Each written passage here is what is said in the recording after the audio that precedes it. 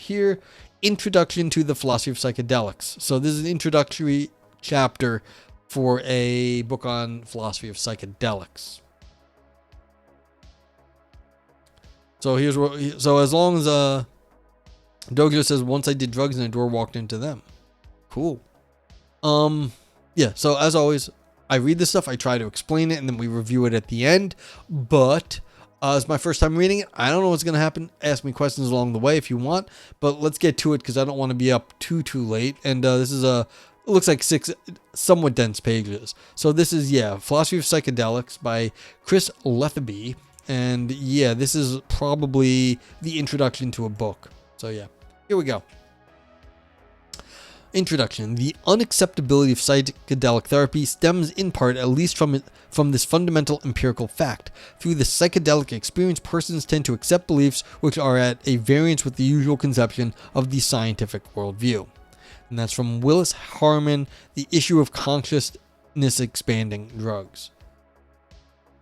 I mean, I can see why they would put this at the beginning of the book. It's just, this is super contentious. Why do you think that just because you were on drugs that what you experience is not going to be scientific or scientifically and analyzable? And what is the scientific worldview? Like, whose worldview is that? There is a general scientific worldview, but like there's going to be multiple philosophies there, and the idea that like it's incompatible with drugs is like begging the question. Charlie says, just out of curiosity, did you hear about the new discovery of the Giza Plateau, the columns 2,000 feet under the Great Pyramids at the big story? Oh, I did not know about that. That's really cool. So like there was like support columns they didn't know about or something? Viper says, once the doors did drugs, walked into someone. Yes, that also. Okay, so the authors go. Chris Letheby says, something very strange is happening in psychiatry. Clinicians and researchers are becoming increasingly interested in a new experimental treatment, with some suggesting it might herald a new paradigm in the treatment of disorders such as anxiety, depression, and addiction. If promising initial results are borne out, this new treatment may significantly outperform existing pharmacological and psychological therapies in terms of rapidity and efficacy.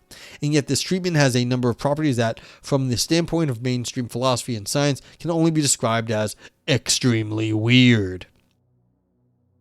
Charlie says, hollow columns that go down 2,000 feet with walkways wrapping around them and big square compartments underneath the columns could be a hidden library. Ooh, that would be fun. I mean, the nature of grave robbing is that most of the stuff has just been found and destroyed already, so I don't get my hopes up on this, but as Viper says, it's just aliens. So, but like it's a super cool discovery if there are further rooms that we didn't know about. And Viper says by aliens, they mean slaves from other countries. And that's also true. I mean, slaves from other countries are just intergalactic travelers. Obviously. Okay. First, although it is a drug treatment, there is no daily dosing regimen of the kind familiar from existing antidepressant and antipsychotic medications. Patients receive one or very few doses of the drug, albeit with considerable interpersonal support and preparation, and then, in successful cases, their symptoms dramatically decrease for many months, no redosing required. If I get to do a chance of research, I'll do it after stream, like going over historical digs and news is not my content, so maybe I'll check it after stream, but I'm not going to do it now. I mean, I philosophize here. I don't, like, there's like worldly things that people are doing. Why would I care about that? Okay. Second, although it is in some sense a drug treatment, it's far from clear that the drug itself is the direct cause of clinical improvement. Rather, it seems that the drug is merely a catalyst for a brief but intense conscious experience, and it is this experience that causes therapeutic effects. Third, and most weirdly, the kind of experience that seems to lead to the best outcomes is one that patients describe as mystical or spiritual. Many patients given this treatment report transcendent experiences of oneness, cosmic consciousness, or ego dissolution, and evidence suggests that these patients show the greatest clinical improvement. Chris is referring, of course, to psychedelic therapy. the treatment of psychiatric disorder by the supervised administration of hallucinogenic serotonin 2A agonist substances such as LSD, psilocybin, the active ingredient in magic mushrooms, and DMT, a key psychoactive constituent of the Amazonian beverage ayahuasca. Since me and Sock now have been very pedantic about the parentheses, look at this, Sock, now. They put the period on the inside of the parentheses. Bad. Okay, sorry. Alright. Given their widespread reputation as psychotomimetic, psychosis mimicking, or psychotogenetic, psychosis generating chemicals, the very idea of using psychedelics to treat mental illness may seem absurd. And you see this absurdity. They have a reference here from 1957. It's like, well, what did they actually know what was going on in the brain in 1957? But yeah, they also have a 2016 reference here. However, these drugs were studied and prescribed as experimental psychiatric treatments in the 50s and 60s prior to the public controversy surrounding their use by the hippie counterculture. Promising results were reported from this line of research, which was curtailed prematurely due to the crackdown on psychedelics and the subsequent war on drugs. For decades, virtually no human psychedelic research was conducted. Yeah. Sockna says, this fucking sucks. This is not like a Jupyter Notebook versus VS Code. This is a fucking philosophy paper to describe the thing. Yeah, I mean, believe me, you put so much time and effort. There's so much text that goes by. A small little thing like that, it gets caught by someone reading it most of the time, but like it's so easy to introduce typos and misspellings and things like that. It should have been caught. More often than you think, things slip by. Yeah, so I also just want to congratulate drugs for winning the war on drugs. Because we lost as people fighting it. Okay, since the 1990s, this research has been slowly but steadily resuming, and the results to date are intriguing. Although it is still relatively early days, there is now sufficient evidence to take seriously the claim of earlier researchers. Supervised psychedelic sessions may, after all, have an acceptable safety profile, coupled with significant and lasting psychological benefits for psychiatric patients, and even for healthy volunteers.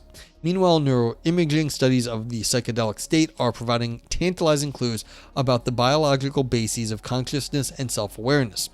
If these preliminary findings are replicated, then psychedelics may well find a place in 21st century psychiatry. But many questions remain. The transformative mechanisms of psychedelic experience are incompletely understood, and this striking novel type of therapeutic intervention raises many fascinating and puzzling issues, both scientific and philosophical.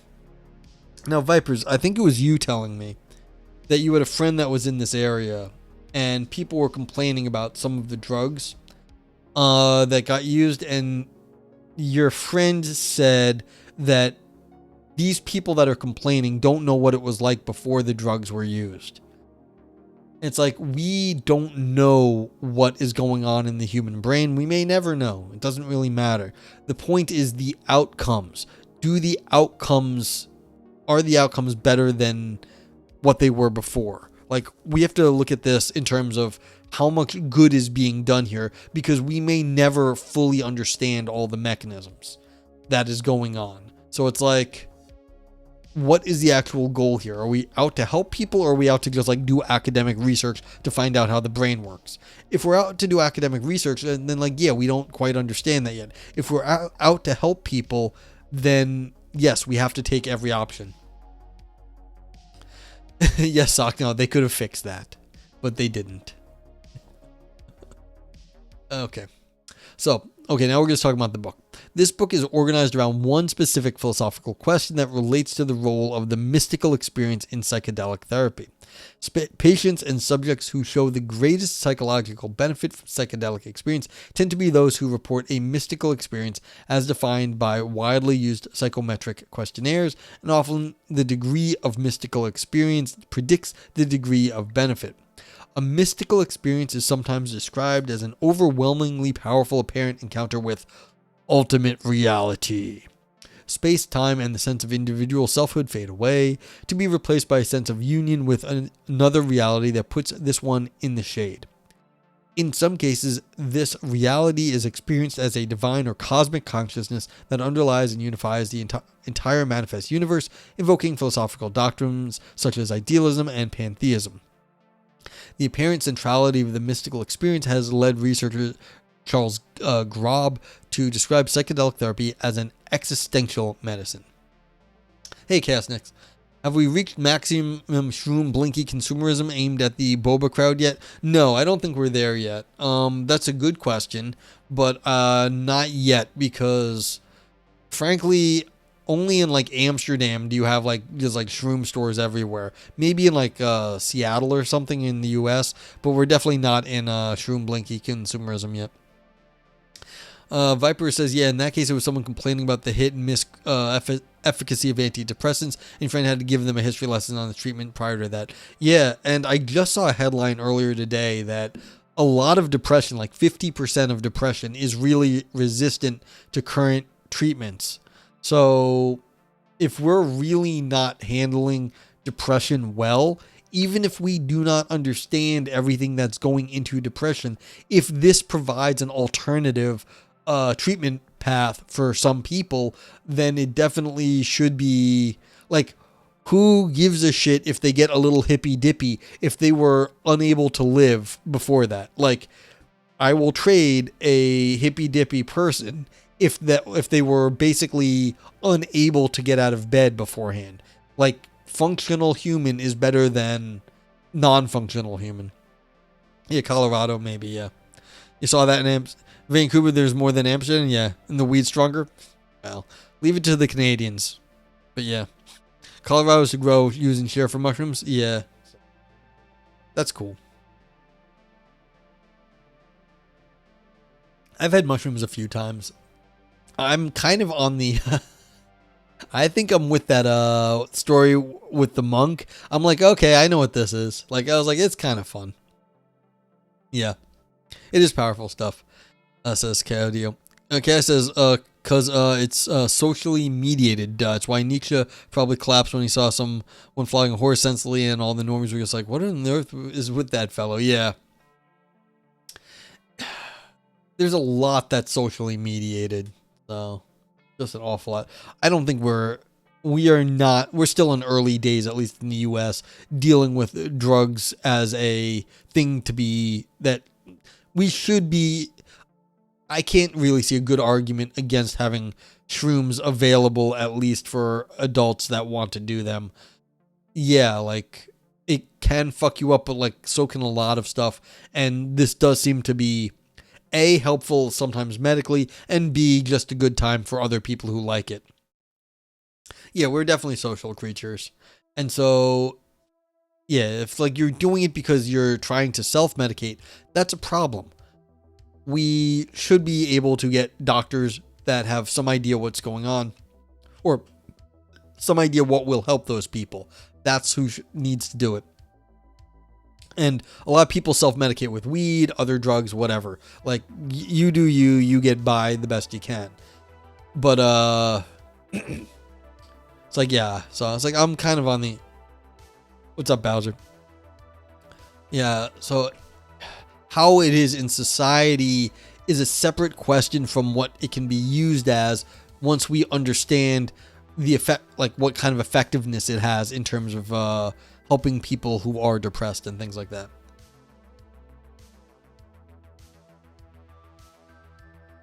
Chaos mentions that RFK will mandate that every child will be legally required to take a bottle full of shrooms and concentrated measles extractions in place of schools. Cool. That seems very exciting.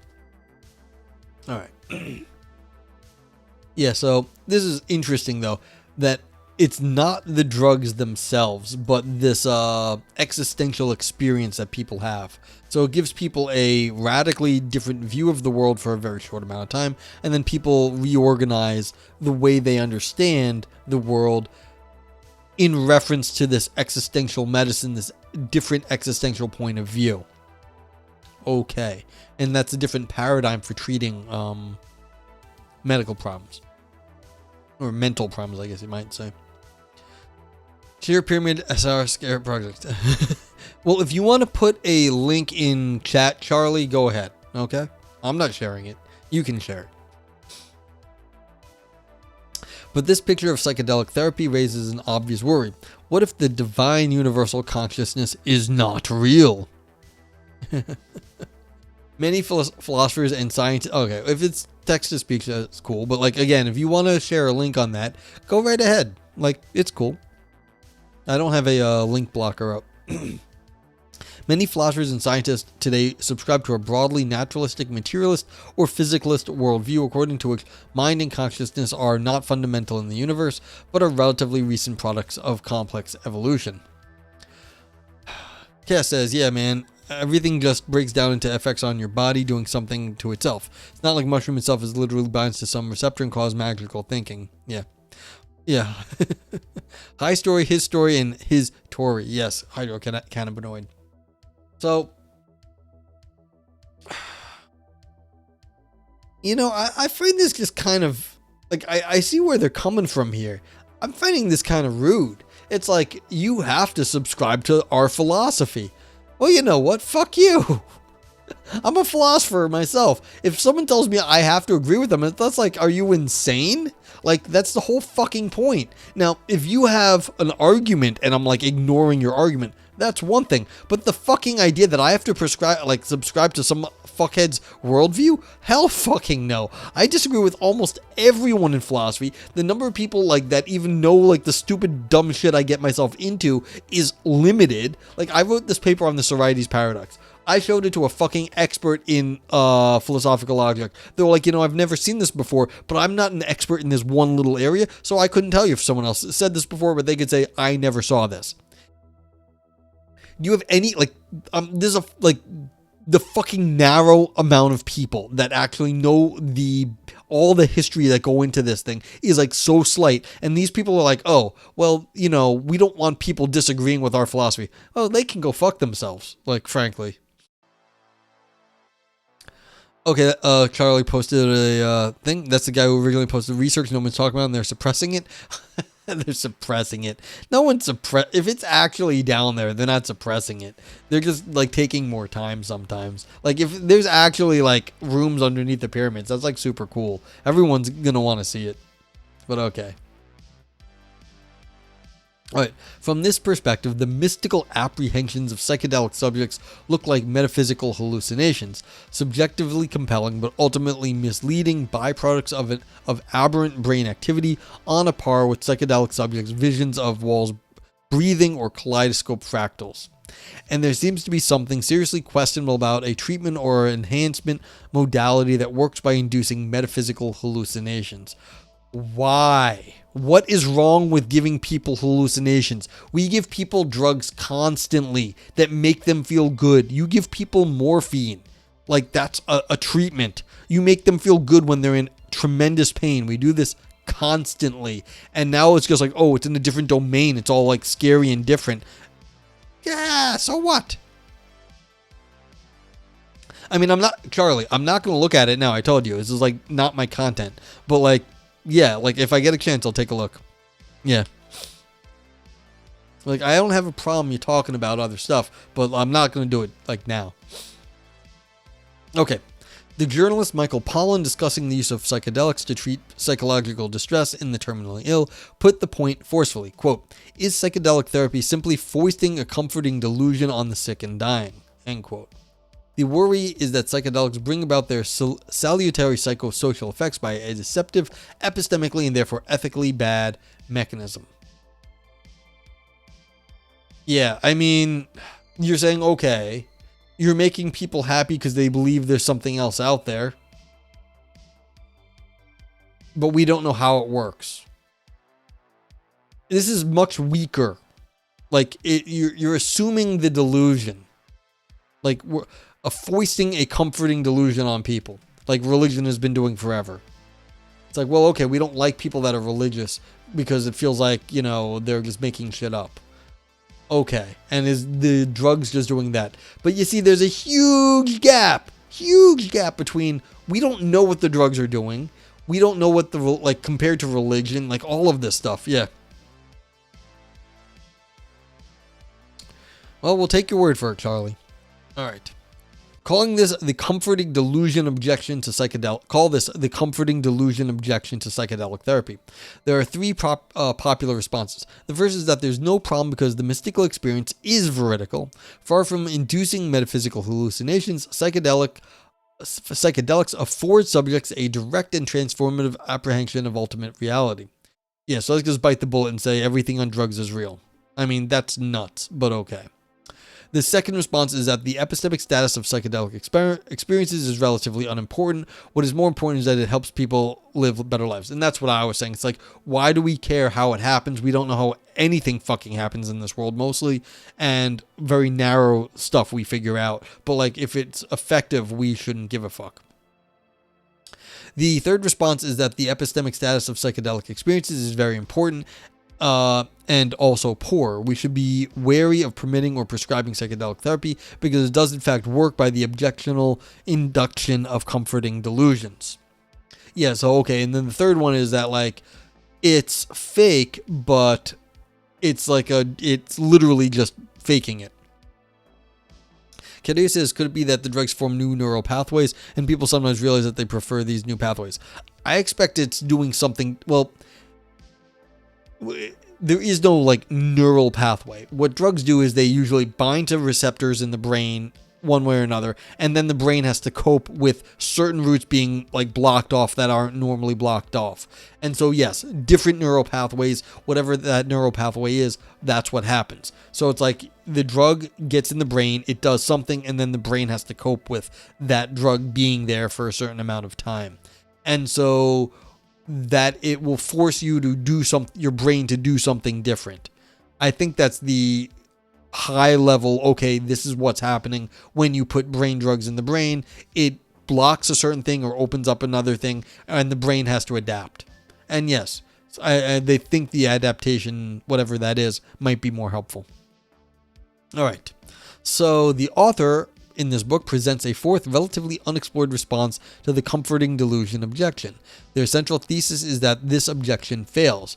Their strategy is to start by assuming that A, the naturalist worldview is true, so no cosmic consciousness exists, and B, the epistemic status of psychedelic therapy is very important. This is the worst case scenario for someone seeking to answer the objection. Clearly, if a cosmic consciousness or divine reality exists, the objection fails, response number 1 above, and clearly if the epistemic status of psychedelic therapy is relatively unimportant, the objection fails, response number 2. Here, the author aims to show that the objection fails even if neither of these conditions hold, and this will show that the objection fails whatever is the case. Psychedelics specifically, Claudio, I don't know enough neuroscience to tell you. I think it's just the psychedelics block stuff that are in more fundamental areas than like other brain drugs. So it just messes up or changes, not messes up. It just forces the brain to adapt in ways that it really is not normally, that are not normally disruptible. And so that's getting at something that is, more likely to cause a bigger change because that's something that is very constant. Doge Drummer says the terminally ill all start changing their beneficiaries of their will to a Dr. Ayahuasca. Yeah, so I guess that's part of the fear here is that we're just messing with people's heads to make them feel better, but it's really fucking them up badly. So yeah. Hydrocannabinoid says tripping involves focusing on aspects that is normally simple yet feels profound, sort of a triggered revelation of euphoria. Sure. Okay. So, but I mean, this author is not going after these experiences. It seems like what this author is doing is just saying the objection that, there's anything questionable about doing drugs is misguided. They say their grounds for concluding that the comforting delusion objection fails, even given assumptions A and B above, are twofold. First, the epistemic risks of psychedelic therapy from a naturalistic standpoint are less than one might suppose. Despite first appearances, psychedelic therapy does not work by instilling comforting metaphysical beliefs in a divine reality. Such beliefs are sometimes acquired, but they are not necessary for therapeutic benefits, nor do they always accompany them. The construct of a mystical type experience, which mediates clinical outcomes, sometimes reflects experiences as of a cosmic consciousness or divine reality. However, it sometimes reflects more naturalistic experiences of ego dissolution, connectedness, emotional catharsis, and psychological insight. Psychedelics promote well-being by disrupting the sense of self, allowing patients to access new ways of seeing themselves and their lives. Such existentially significant changes to self-awareness do not depend on changes to metaphysical beliefs about the ultimate nature of reality. Okay, so they're saying some people go religious, not everyone goes religious, and that's not the psychedelics' fault. Fair enough. Adam says, I don't feel like he is philosophizing, he's just explaining his point of view. Adam, that's most of philosophy. It just, the way this area is working is that, the way this paper is working is that they're doing a very non-technical presentation. They're just, stating everything. So yeah, it's coming off as just explaining a point of view, but that's all that this is an introductory chapter to a book. So that's kind of what's happening here. They're not delving into the nitty gritty. And so I think you're right, but I don't think that's a problem here because, again, this is an introductory chapter. They're just trying to get the overarching, the high level idea across. Kadir says, I don't know enough either but what I do know is I find the neuroscience more interesting than the philosophy. Yeah, that's fair. I mean, these are arguments about what could be going on, and it's not actually, the actual drugs or the actual neuroscience is probably more involved. This is just saying, hey, look, not everyone who takes drugs is thinks that there's an ultimate reality. That's just false. It's yeah, it's a counterexample. Yeah, nothing technical here. Well, or very little technical here. All right. So, second, psychedelic therapy is epistemically innocent in the technical sense defined by Lisa Bortolotti. Bortolotti defines epistemically innocent imperfect cognitions as those which have real epistemic flaws, but also offer significant epistemic benefits that are unavailable by any other means. Hydric Cannabinoid says, Fasciculus retroflexus for the win. I have no idea what that is. This is a good point. It's I like this point that they're making here. Just because you are using some shitty epistemic method is better than using no epistemic method that has no chance of getting you anywhere. Just because it might be wrong sometimes doesn't mean you should give it up. It's you should not be chasing perfection that you may never achieve when there's a good option that will get you part of the way there and might cause some trouble along the way, but you know what, so what? You need progress. Okay, so continuing. This is the status of psychedelic therapy given naturalism. Psychedelic experiences can lead to knowledge acquisition, both directly and indirectly, even if naturalism is true and the cosmic consciousness experience is a metaphysical hallucination. In the course of defending these claims, the author will deal with issues concerning the nature of conscious experience, the relations between psychology and neuroscience, and the theory and philosophy of self-awareness. The second main thesis of the book is that a sustained and detailed interaction between philosophy and psychedelic science can be mutually beneficial. I aim to show that psychedelic science reveals phenomenon of serious philosophical interest, while philosophy offers valuable tools for clarifying and interpreting results from psychedelic science. Caduce says, for the record, I've experimented and it didn't make a Caudillo go nuts. All times were interesting though. Yeah, sounds good. Latin says, Latin for the fixed reflex neurologically, the path of will, power in the brain. Okay. Viper says, seems like it's just that people need therapy because they get so invested in narratives about their existence that they can't be talked out of it through higher level conversation. But what the psychedelics do on a deep level, biochemical level, ask, yes, but have you thought about it like this, man? Yeah. So the idea that we're actually going to be able to talk through everything, it's really, are we? I don't know. Perhaps. It's giving a lot of credit to talk therapy, which, I mean, it deserves all the credit it should get because it is very helpful. But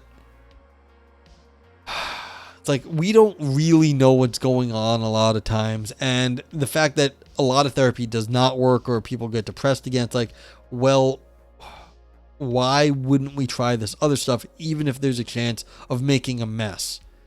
The question is, what's the risk here? And I like this author. They're seeming like saying, look, yeah, there's risks, but they're actually not that bad, both philosophically and like medically.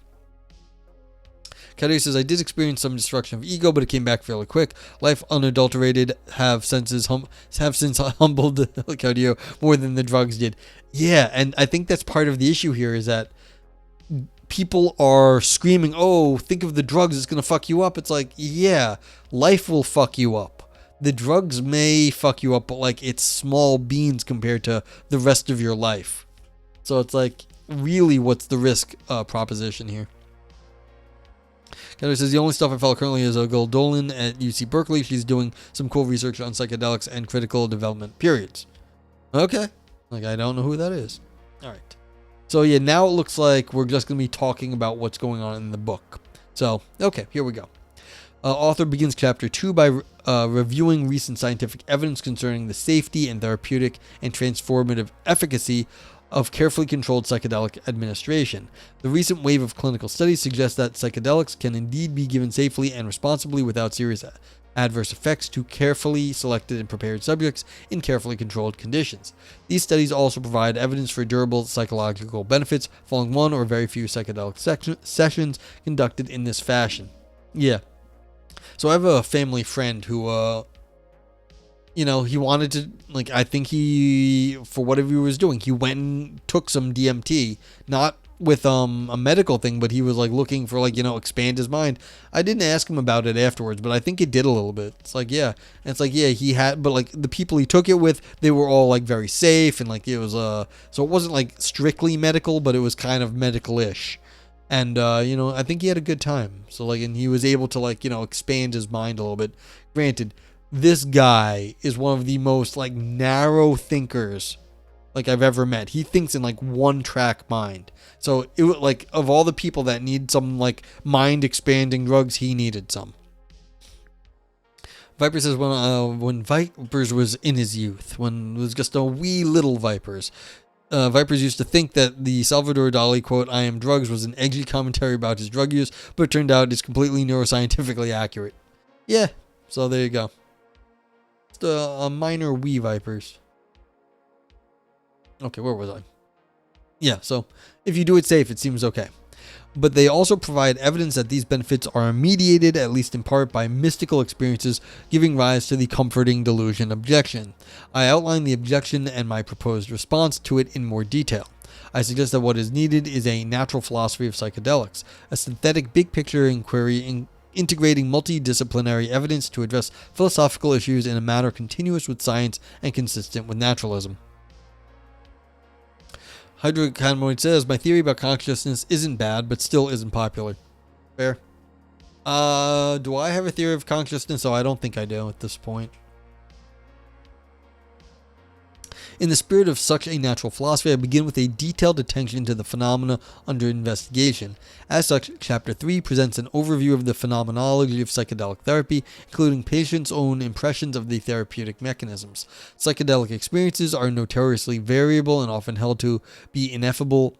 Nonetheless, a significant progress has been made on identifying typical themes from quantitative and qualitative reports. Subjects often describe an expansion of consciousness, a heightening of emotional experience, strange visions and insights, and a blurring of boundaries between self and world.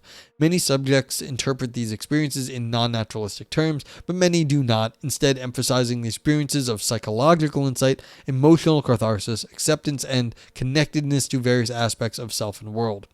This provides our first major clue that psychedelic therapy is not a simple matter of inducing existentially comforting metaphysical beliefs. Although they provide suggestive evidence, we cannot assume that subjects' impressions of the therapeutic mechanisms are correct. To determine how psychedelic therapy works, we need to examine a broader range of evidence. In Chapter 4, I survey 3 different theories of how psychedelics cause lasting psychological benefits. The first describes these benefits to psychedelics' direct effects on the molecular level mechanisms of neuroplasticity. Yeah, so this is what you guys were saying before. What does it actually do? Is it wiring anything? Is it putting new stuff? Well, this is changing the neuroplasticity. On this view, psychedelic therapy is an experience-independent pharmacotherapy, and the remarkable phenomenology is a mere cluster of therapeutically epiphenomenal psychotomimetic side effects. The second and third theories differ in detail, but both ascribe long-lasting benefits to non-naturalistic metaphysical ideations, the transcendent version of a joyous cosmology supposedly encountered in the mystical experience. Yeah, you can post a link here, Caudillo. Yeah, so the idea is that it's fucking with some of the structures in the brain that don't normally get fucked with. And so it's like, okay, we're just drugging a different part of the brain. But the fact that it's then triggering further experiences is what scares people, but so what? Alright. Author argues that all three theories are inadequate. The neuroplasticity theory struggles to account for the robust correlation between measures of mystical type experiences and lasting benefits.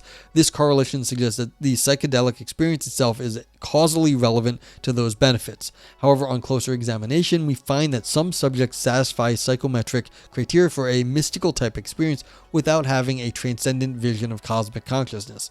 These criteria are broad enough to capture more naturalistic experiences of ego dissolution and connectedness as well. Not all mystical type experiences in the psychometric sense are non-naturalistic metaphysical hallucinations.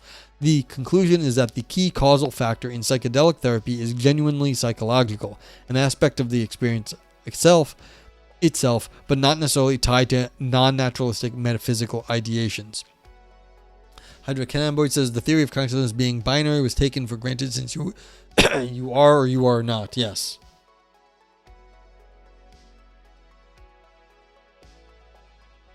Yeah, and it all calls my notes default versus salient. So maybe different things are just being highlighted in your consciousness. So this is part of it. Like if you are highlighting different things, so what? Like, is that really fucking with your way that your world really is? Maybe not. Maybe it's causing you to notice other things, and that's perfectly naturalistic. Now, some people are going to be like, oh, that was God stuff, and other people will be like, nah, it's just psychological. But there's nothing like, if it's not up to the drug which way you go, then that stuff was in your head anyway. And let me be clear, it was in your head as like ideas given to you. I'm not saying this is the way the world is. Okay. Yeah, like there's no reason that it has to be non-naturalistic metaphysical ideations. We have all that stuff in like our consciousness because we've heard all these stories before in our lives. Not because they're real. You read ahead a bit? Okay. In Chapter 5, I argue that the relevant psychological factor is a change to the sense of self. A few studies pinpoint experiences of psychological insight as strongly linked to lasting benefits, and the relevant insights are often autobiographical in character. Yeah, so it's about your life, things that happened in your psychology. Moreover, several studies have shown that psychedelics can induce lasting increases in mindfulness-related capacities for taking an open, non-reactive stance towards one's inner experience, a stance which intrinsically involves changes to the sense of self. These studies constitute an important experimental vindication of the old idea that there are deep commonalities between psychedelics and meditative states. Finally, neuroimaging research has consistently implicated a certain large-scale brain network. The default mode and salience networks, okay, is where it all costs money, came from in psychedelics lasting benefits, and both networks are linked to self-representation by considerable independent evidence. Okay. Caudillo says, if someone asked me to describe in essence what my psychedelic experiences were like, I'd say it was somewhere between being a young child again. I would say, yeah, see, I'm on the monk side. I'm like, yeah, it just fucked with some of the things in my head, but like, I know what that is. Like, okay. I'm not saying it wasn't fun. Like, I liked when I was on shrooms, but like, it also wasn't as, There was nothing like mind bending about it. It was more just like fun visuals for me. I was like, oh, visuals. Okay. All right. At this point, a question arises. How exactly do neurobiological changes such as modulation of the default mode and salience networks relate to psychological changes such as autobiographical insights and increased mindfulness related capacities? I propose that neurocognitive theory, which attributes computational or information processing functions to neural structures, provide a vital explanatory bridge between biological and psychological accounts of the psychedelic state.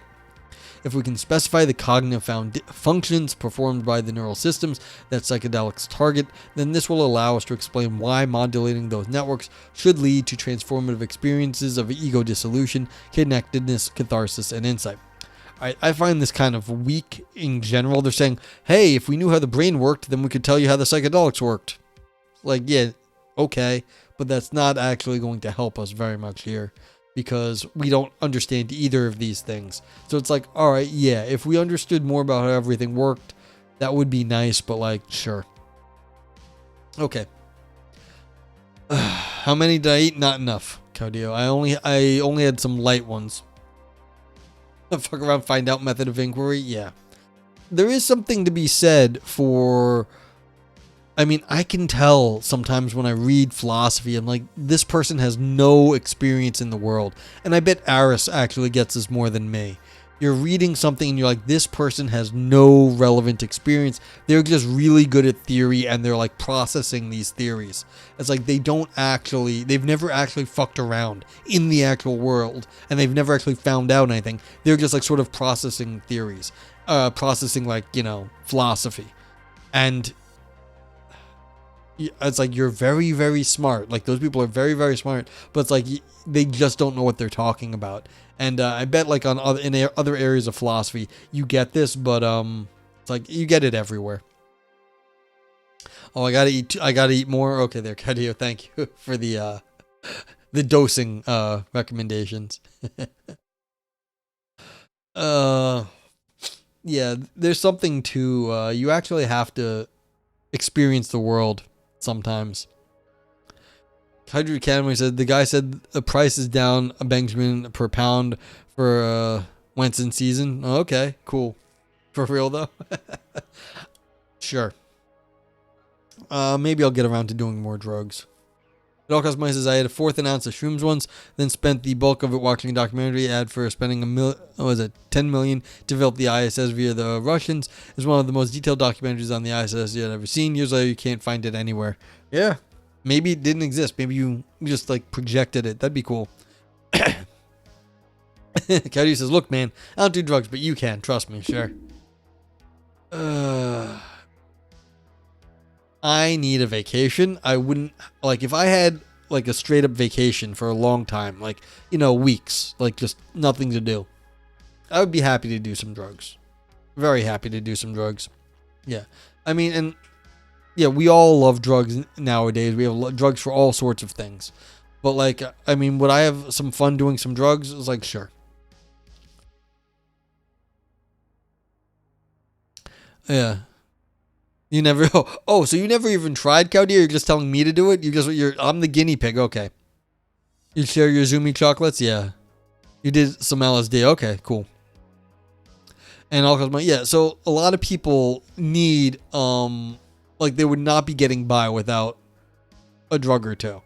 And that's fine. It's like you need to get by. So, and there's a lot of folks like that. So, yep. Yeah, and or worse things than weed. So that's fair. Half an eighth is normal for shrooms. Yeah, I had something like that. Yeah, I don't know the drug. Look, follow safety precautions. Be legal in your area for all Twitch staff and like YouTube people that are watching this. I'm not telling anyone to do anything that's illegal. I mean, just be safe out there. It's like I can't, and nor can chat give you dosing information. Like, this is not medical advice. So, like, yeah, none of this is medical advice. Oh, because Mike says I've got a degenerative disease. My immune system is eating away at the materials between your joints. Arthritis times 1,000. That blows. Yeah, and this is the issue. It's like Are we hooking everyone in our society onto like really strong opiates, or should we let people figure out what actually works for them and makes them functioning adults? It's like there, yeah. So no, like that's the issue, is that do we leave people to suffer, or do we actually let people figure it out? So, okay. So, continuing, in chapters 6 and 7, I outlined such a theory, the predictive self-binding account of psychedelic therapy.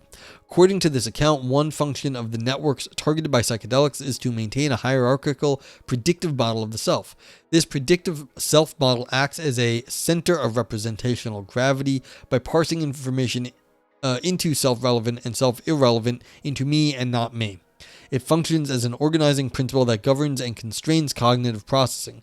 In pathological conditions, detrimental forms of self-modeling often become rigidly entrenched. By unbinding the self-model, psychedelics facilitate experiences of ego dissolution and psychological insight in which pathological self-models can be revised. On this view, psychedelic therapy has a two-factor structure. It involves A, the induction of neural and psychological plasticity at multiple levels, and B, the discovery and consolidation of new forms of self-modeling. Ergot poisoning is bad acid, yeah, or bad mescaline, yeah, and that's why you can't take advice from Twitch chat. You have to go research this in some better way. But like, yeah, Twitch chat has experienced many things, it looks like, which I didn't doubt. But yeah, it's like a lot of experiences out there. Be safe, people. Okay. The author concludes chapter 7 with some brief remarks on philosophical questions about self and self-consciousness. The author has argued elsewhere that psychedelic evidence supports two controversial philosophical claims: that the self does not exist, and there can be conscious experience lacking all forms of self-consciousness. However, both arguments face serious objections. For present purposes, the author contends himself with two weaker but still significant claims. 1.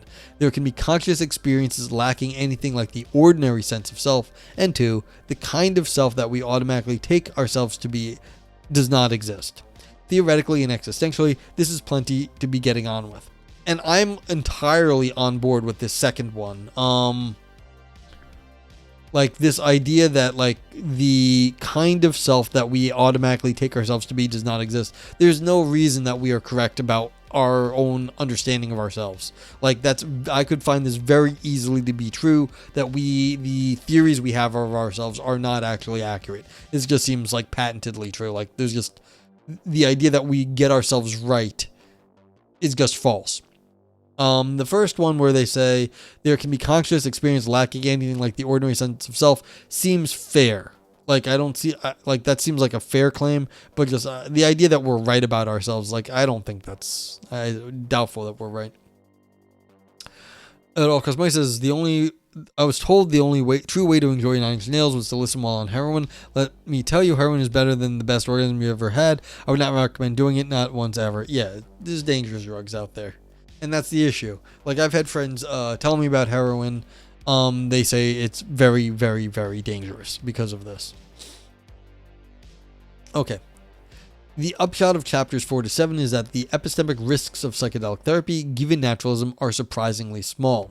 I think I agree with the author on this. The idea that like we're giving someone a fantasy and that they're just gonna like get rid of all their other knowledge, it just doesn't seem true. They may have some new beliefs, but that might be at odds with the rest of what we know nowadays, but it's probably not going to ruin them forever. Big Bad Bedwetter, what's up?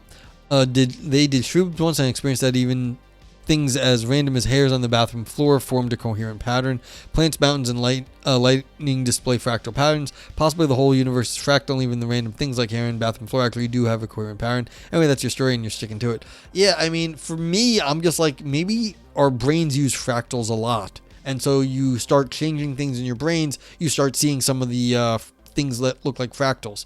Like, it doesn't seem like it's that far-fetched. It seems pretty reasonable that maybe something in our brains is doing fractal math. Why not?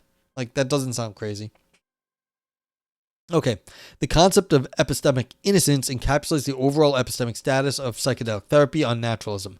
This intervention carries non-trivial epistemic risks, insofar as some subjects do acquire strong beliefs in a cosmic consciousness or spirit world, but these risks are offset by the fact that it also offers significant, often unique epistemic benefits. Yeah, we're talking risk-reward here.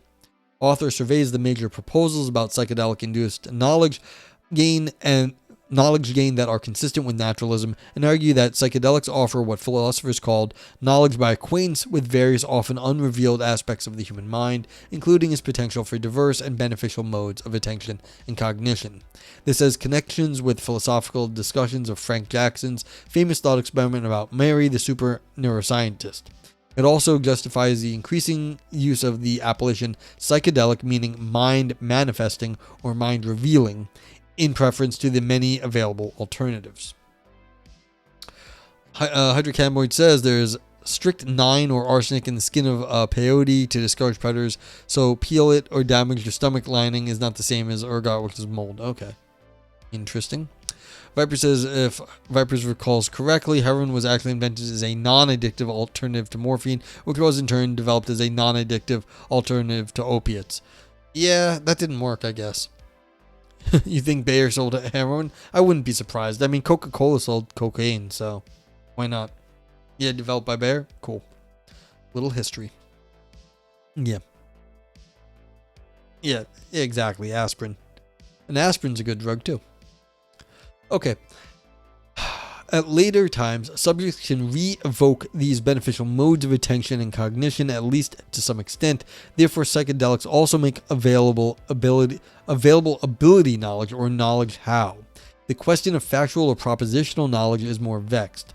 It is highly likely that psychedelics facilitate genuine psychodynamic insights into previously unconscious or unattended mental states, but the possibility of placebo insights, spurious apparent insights with real therapeutic benefits must be kept in mind. The only viable solution is for psychedelic-induced apparent epiphanies to be subjected to sober scrutiny during the post-session integration period. The author argues that psychedelic experiences also facilitate the acquisition of new knowledge of old facts, allowing subjects to experience existing beliefs in more vivid and motivating ways. Finally, I argue that psychedelic experiences have indirect epistemic benefits consequent on their lasting psychological benefits. It was a bad, good idea, I guess. Yes, exactly. Or a good, bad one also. Claudia says, wasn't Purdue saying OxyContin saying wasn't addictive because it was extended release or something? What a bunch of liars. Yeah, well, you can't trust the fucking pharma companies all the time. Let's see. Obnoxious URL. Let's see what has Vipers done obnoxiously.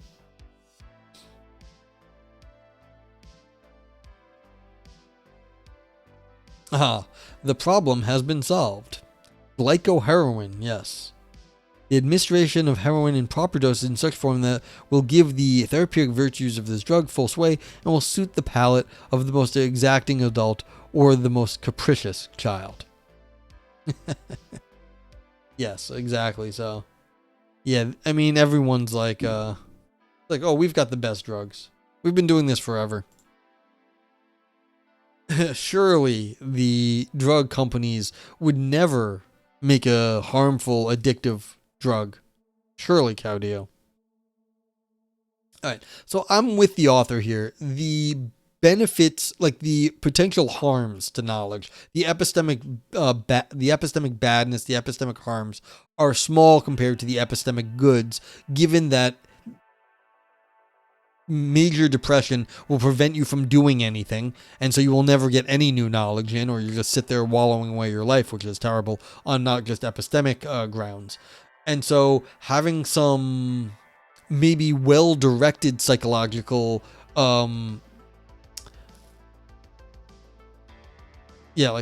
psychological changes would be helpful here. Oh, it was a cough medicine? Nice. Okay, in Chapter 9, I turn to the philosophical project of naturalizing spirituality. Author argues that psychedelic research vindicates the claim that there are transformative experiences and practices such that A can legitimately be called spiritual and B are compatible with adherence to a naturalistic worldview.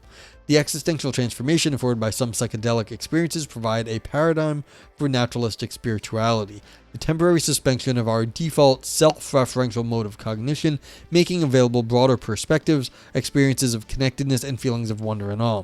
This is connections to Iris Murdoch's notion of unselfing. There is considerable convergence between typical features of psychedelic-induced spiritual experiences and themes common to multiple philosophical accounts of naturalistic spirituality, which provides further support for the general approach. Yeah, so they go direct people in this, good kind of spirituality. Kadir says, but if you have schizophrenia in your family medical history or you're predisposed, then psychedelics will kick it off, right? I thought we know this for certain.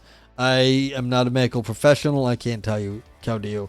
You gotta go find this stuff out. I really like the idea, of course, anything that's happening here is like done under the, guise of someone who knows what they're doing and will be trying to keep you safe during your psychedelic experience. Now, I don't know what schizophrenia does or how psychedelics affect it. Be careful. Hydrocannabinoid says they run systems that drop 1K a harvest, so it's impossible to even consume very much. That is for sure. Okay. So Kadir says that is probably not a good idea, so maybe it would be ethical for people in the 30s. Schizophrenia usually kicks in the late 20s, depending on gender. Yeah, there are definitely, I know there's time periods for schizophrenia, but again, I wouldn't be able to tell you anything about drugs and schizophrenia. And Rodern said they give themselves schizophrenia with shrooms because they did too many. Yeah, so you can overdose, which is of course a bad thing. Look, 1,000 pounds. Okay. Dang. That's a lot. Okay. Finally, in Chapter 10, I summarize the discussion and make some suggestions for future research. Their account makes several testable predictions. For instance, psychedelic-induced changes to the activity of specific brain networks should correlate with distinct types of ego dissolution experiences and psychedelic-induced changes to metaphysical beliefs. For example, about mind-body relation, could account for a relatively little variance in clinical outcomes. In closing, I reflect on the broader significance of their arguments. Psychedelic science is a fast-moving field, and this book will be out of date in some respects before it even hits the shelves, which is a good thing. In the coming years, we are set to learn more than ever before about these controversial substances, their risks, benefits, and potential applications, and the mechanisms underlying their remarkable effects. The philosophical discussions of psychedelics in particular is in its infancy, but I think it is not premature to bet that when psychedelics cause lasting therapeutic benefits, these benefits are not brought about mainly by the induction of comforting delusions. Psychedelics can, as many have insisted, facilitate genuine insights and spiritual experiences, and this is a claim that even a philosophical naturalist should endorse. Vadern said, for a couple of months I had visual and olfactory hallucinations and legit thought my house was haunted. Yeah, like that'll do it. Like it can fuck you up. It can. But, hey, we are now at the end of this little paper. And this was chapter 1 of a book. And so it was going over some ideas about where they think they're going with the philosophy of psychedelics. I thought it was kind of fun, actually. I haven't thought about this topic in this way. I'm always kind of on the, let people have their fun, let 1,000 flowers bloom. Who am I to say, I don't believe in any of the mystical stuff, but, what's the harm in it either? And I guess people are more angry, about this than I am. They're like, oh, well, you don't believe in the way, the way the world really is. I'm like, the world really is, the way it is kind of sucks. Who cares? And so it's I'm with the author on this. The epistemic harms, A, are not that bad, and B, can be mitigated. It's fine by me. And it's why are we being prudish about drugs that might help people? It seems dumb to me to be prudish about the drugs. So yeah, as far as philosophy goes, yeah, so you're going to give it a brain dance, not bad. And so, yeah, anyone in chat, if you're new here, you might have come in with a raid. Yeah, so everyone in chat is welcome to review. You review by using the emotes like Caudillo. Thank you for reviewing. The emotes you see in chat below, they're better TTV emotes, so everyone is welcome to have them or use them. Brain Dance for fun ideas make brands. Nog Stream, existential artistic drama. The Ouroboros, Nog Oro for deeper ancient ideas. Nog Knife, slicing and dicing arguments. This one actually did come out with some arguments more than I thought. Nog Navel, navel gazing only for academics. Nog Turd, all style, no substance, still poop underneath. Nog Grapes for big claims that shrivel up. And then you can use the global vote yay and vote nay of Twitch, and also my vote meh. I do calculate a final score. Anything in the green makes the score go up. Anything in the red makes the score go down. And the vote meh actually makes everything go towards the middle. Viper says, one time we fed our friend shrooms and asked how many he took. He said about 50. We're like, oh God, 50. Yeah, they're really strong this year, and you more than take 20. You might have to get your stomach pumped. And we watched them freak out. Kids are assholes. That's fucked up, as Caudillo says. I agree with Caudillo. Oh, man. Yeah, so that's also why you want to do this in a safe medical, with medical professionals around, apparently, because that's just, yeah. All cost money, gave it a Scream, a Brain Dance, and a Grapes. You did think, yeah, okay. I mean, it's fair. This is an introductory chapter, but if you don't think it's actually covering enough of the stuff, yeah, I could see a Grapes there. Vipers gave it a Brain Dance, Navel Gazing, and a Yay. Rodurden gave it a Scream and a Ouroboros. Cool, thank you. I mean, I gave it a Brain Dance. What else should I say?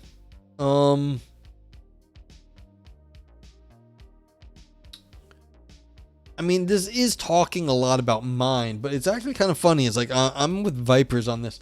This was talking about a lot of philosophy too. And maybe that's why you'll give it a meh as well. Yeah, so you could break it down. Yeah, this is kind of it's sort of like an in-between paper. Yeah, when they wrote this. Yeah, so I know you can't see this. The book said it came out in 2021, so that means it was written at the latest in 2020 or early 2021. But chances are in 2020 or 2019 or maybe even earlier, and this may have been in press for a while. So we're talking the late 2010s, 2018, 2019, 2020. That's why you gave it a Grapes. Yeah, not surprised. You didn't like the use of salience. Interesting. That's why I gave it a Grapes. Yeah, this was an introductory chapter. Maybe they'd go into it more, but that's how it goes. They referenced the paper from 2018, so later than that. Yeah, so this is what it is. It's 2019, 2020, and this book came out in 2021. So, okay. Yeah, what else am I going to say? I gave it a Brain Dance, I did, and then what else could it get? I mean, yeah, this can get a Scream, too. Because it's talking about what it is to be an identity and stuff. So we'll give it one of those. I didn't think it was only for academics. I thought this was actually pretty accessible. But again, it's this is not the it was also kind of a little meh-y at times, but not that bad. I this is an overall good thing, but it is kind of a little light. But yeah, it's not bad at all though. But, yeah. Hello says, alright, have a good night. My girl's making me go play a video game. I'd rather play Pax Val, but whatever. Yeah. Well, we're going to raid out of here, too. It's the 3-hour mark. I can't philosophize for more time. Thank you all for being here. But, oh, yeah, if anyone else wants to get their rating in, one last minute of this, just get your rating in now. Viper says, my navel is more about who'd be interested in taking a dry take on it. Fair. Yeah. There's a bunch of prudes everywhere.